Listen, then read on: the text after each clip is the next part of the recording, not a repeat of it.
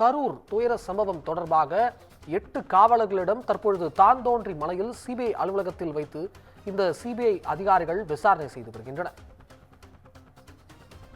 விஜய் பிரச்சாரத்தின் போது பாதுகாப்பு பணியில் ஈடுபட்ட 3 பெண் காவலர்கள் மற்றும் 5 ஆண் காவலர்கள் ஆஜராகி தற்பொழுது தங்களது வாக்குமூலத்தை பதிவு செய்து வருகின்றனர். இதுகுறித்து கூடுதல் விவரங்களை பதிவு செய்வதற்காக நம்முடன் செய்தியாளர் கிருஷ்ணமூர்த்தி இணைந்திருக்கிறார். வணக்கம் கிருஷ்ணமூர்த்தி, கூடுதல் விவரங்களை பதிவு செய்யலாம்.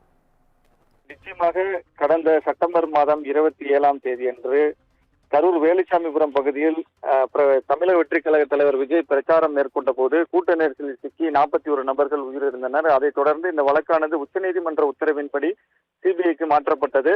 கரூர் தாந்தோன்றிமலை பொதுப்பணித்துறை அலுவலகத்தில் தற்காலிகமாக சிபிஐ அதிகாரிகள் விசாரணை தொடர்ச்சியாக மேற்கொண்டு வருகின்றனர். இந்த விசாரணையில் வேலுச்சாமிபுரம் பகுதியில் உள்ள பொதுமக்கள், வணிக நிறுவனங்கள், தனியார் ஆம்புலன்ஸ் ஓட்டுநர்கள், உடற்கூறு செய்த மருத்துவர்கள், பணியில் இருந்த காவலர்கள் என தமிழக வெற்றி கழக மாநில நிர்வாகிகள் மற்றும் மாவட்ட நிர்வாகிகள் உள்ளிட்ட பலரிடம் சிபிஐ அதிகாரிகள் தொடர்ச்சியாக விசாரணை மேற்கொண்டு வந்த நிலையில் இன்று தற்பொழுது சிபிஐ அலுவலகத்திற்கு 3 பெண் காவலர்கள் உட்பட 8 காவலர்கள் தற்பொழுது ஆஜராகி விசாரணை மேற்கொண்டு வருகின்றனர். அவர்களிடம் இன்று டெல்லியில் உள்ள சிபிஐ அலுவலகத்தில் தமிழக வெற்றி கழக தலைவர் விஜய் நேரில் ஆஜராகி விளக்கம் அளிக்க உள்ள நிலையில் கரூர் சிபிஐ அலுவலகத்தில் பணியில் அப்பொழுது இருந்த காவலர்கள் விசாரணைக்காக ஆஜராகி உள்ளனர் என்பது குறிப்பிடத்தக்கது. அபிஷேக்,